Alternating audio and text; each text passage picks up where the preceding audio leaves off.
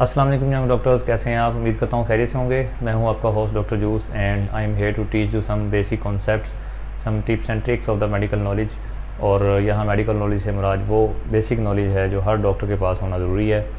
आज की ये वीडियो थोड़ी सी एटिपिकल इस हवाले से है कि इसमें हम मेडिकल नॉलेज को डिस्कस नहीं कर रहे, लेकिन ये एक ऐसा पॉइंट है जो बहुत इम्पॉर्टेंट है यंग डॉक्टर्स के लिए। इस वीडियो में हम नेशनल लाइसेंसिंग एग्ज़ाम के बारे में बात करेंगे, जिसे हम NLE बोलते हैं। और ये PMC यानी कि पाकिस्तान मेडिकल कमीशन ने जो है अब ज़रूरी करार दे दिया है, और ये अप्लाई होता है उन लोगों पे जिन्होंने ग्रेजुएशन की है सितंबर 2020 के बाद। जो लोग इससे पहले के ग्रेजुएट हैं उन लोगों के लिए खुशखबरी ये है कि उनको ये देने की ज़रूरत नहीं है। ऐसे ग्रेजुएट्स जो इस डेट के बाद ग्रेजुएट हुए हैं उनके लिए ये एप्लीकेबल है और उनको देना ज़रूरी है। ज़्यादातर डॉक्टर कम्युनिटी का यही कहना है कि ये एक एक्स्ट्रा बर्डन है ग्रेजुएट्स पे और ये नहीं होना चाहिए, लेकिन फ़िलहाल जो हालात नज़र आ रहे हैं उसमें लगता है कि ये मैंडेटरी है और ये हर फ्रेश ग्रेजुएट को ज़रूरी देना पड़ेगा, राइट। तो पहले हम ये डिस्कस कर लेते हैं कि कौन कौन से डॉक्टर्स या फ्रेश ग्रेजुएट्स हैं जिनको ये टेस्ट देना ज़रूरी है। तो उसमें fresh graduates of MBBS and BDS दोनों शामिल हैं, और जैसे मैंने बताया कि सितंबर 2020 के बाद वाले ग्रेजुएट्स हैं वो उनके लिए ये कंपलसरी है। अब इसमें थोड़ा सा समझने की बात यह है कि ग्रेजुएशन हो सकता है कि उन्होंने पाकिस्तान से की हो या पाकिस्तान से बाहर किसी जगह से की हो, किसी भी यूनिवर्सिटी से की हो जो कि PMC से रिकग्नाइज्ड है या नहीं है। दोनों सूरतों में ऐसे डॉक्टर को कि जो डॉक्टर ग्रेजुएट करके बाहर चला गया था और बाहर काम कर रहा था और अब वो पाकिस्तान में आके जो है वो प्रैक्टिस करना चाहता है, तो उसको ये देना ज़रूरी है, राइट। या दूसरी सूरत ये हो सकती है कि एक डॉक्टर था, उसने ग्रेजुएशन पाकिस्तान से की या पाकिस्तान के बाहर किसी यूनिवर्सिटी से की। ग्रेजुएशन करने के बाद उसने पोस्ट ग्रेजुएशन डिग्री भी पाकिस्तान से की ग्रेजुएशन के बाद, तो अब वो पाकिस्तान में आके प्रैक्टिस करना चाहता है, तो उसके लिए NLE कंपलसरी नहीं है, राइट। और इसी तरह बहुत से लोगों के जहन में ये सवाल है कि जिन लोगों का परमानेंट लाइसेंस बना हुआ है ऑलरेडी और वो उसको रिन्यू करवाना चाहते हैं, तो क्या उन लोगों को भी NLE देना पड़ेगा? तो इसका जवाब है नहीं। जिनका परमानेंट लाइसेंस बना हुआ है उनको दोबारा NLE देने की ज़रूरत नहीं है, क्योंकि NLE का जो मकसद है वो ये है कि परमानेंट लाइसेंस हासिल करना ही इसका मकसद होता है, राइट। जिनका पहले से बना हुआ है उनका रिन्यू हो जाएगा, उसका एक अलग तरीक़ाकार है। वो सारा प्रोसीजर जो है वो आपको PMC की वेबसाइट पे मिल जाएगा, राइट। यहाँ पे एक बात समझने की ये भी है कि ऐसे ग्रेजुएट्स जो इस डेट के बाद या इस डेट से पहले के ग्रेजुएट हैं वो हाउस जॉब स्टार्ट कर सकते हैं। हाउस जॉब स्टार्ट करने के लिए उनको NLE में अपीयर होना या उसको पास करना ज़रूरी नहीं है। वो हाउस जॉब स्टार्ट कर सकते हैं और उनको NLE की ज़रूरत तब पड़ेगी जब वो परमानेंट रजिस्ट्रेशन के लिए अप्लाई करेंगे, राइट। तो उनको ड्यूरिंग हाउस जॉब भी वो दे सकते हैं NLE, या उनको आफ्टर द हाउस जॉब जो है वो NLE देना पड़ेगा। और उससे पहले जो उन्होंने टेम्परेरी जो उनका लाइसेंस होता है हाउस जॉब के लिए वो उनको मिल जाएगा।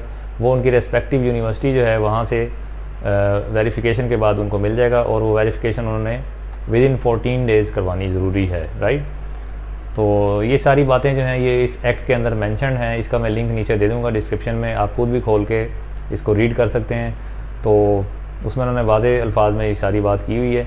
और उसके बाद आपको NLE तब देना पड़ेगा जब आप परमानेंट लाइसेंस के लिए, या जिसे हम लाइसेंस टू प्रैक्टिस बोलते हैं, उस लाइसेंस के लिए जब आप अप्लाई करेंगे तब आपको NLE देना पड़ेगा। अब अगला सवाल ये है कि इसके लिए अप्लाई कैसे करना है। तो इसका एक रजिस्ट्रेशन फॉर्म आपको मिल जाएगा PMC की वेबसाइट पे। वहाँ पे आप उसको फिल करेंगे और उसकी जो भी उसकी कंडीशंस हैं वो आप सारी फुलफ़िल करके आप उसको सबमिट करेंगे तो आप NLE दे सकते हैं। इस साल जो NLE के अटैम्प्ट्स हैं वो 2 होंगी, और पहली अटैम्प्ट जो है वो अगस्त में होगी और वो फ़ॉरेन मेडिकल ग्रेजुएट्स के लिए होगी, और उसके बाद आइंदा से 4 अटैम्प्ट्स हुआ करेंगी 1 साल के अंदर।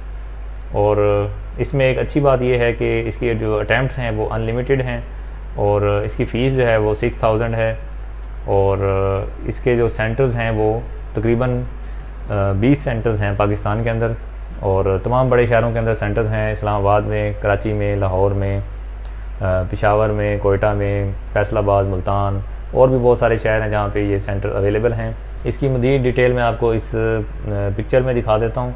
यहाँ पे आप देख लें कि ये तमाम शहरों के नाम भी इन्होंने दिए हुए हैं, और पाकिस्तान से बाहर भी जिन जिन जगहों पे ये टेस्ट हो सकेगा वो भी इन्होंने सारी लोकेशन जो हैं वो दी हुई हैं।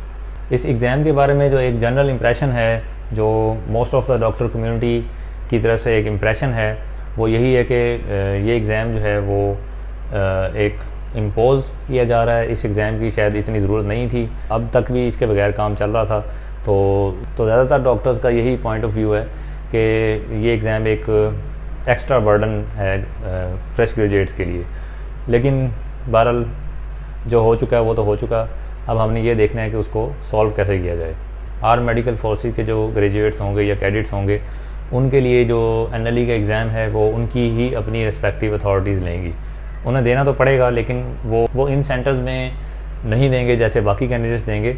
उनका जो एग्ज़ाम है वो उन्हीं की रिस्पेक्टिव जो हेड क्वार्टर्स हैं वो ही उनसे लेंगे, और अगर वो उनको पास डिक्लेयर करते हैं तो उनको जो परमानेंट लाइसेंस है वो उन्हीं के हेड क्वार्टर से इशू होगा।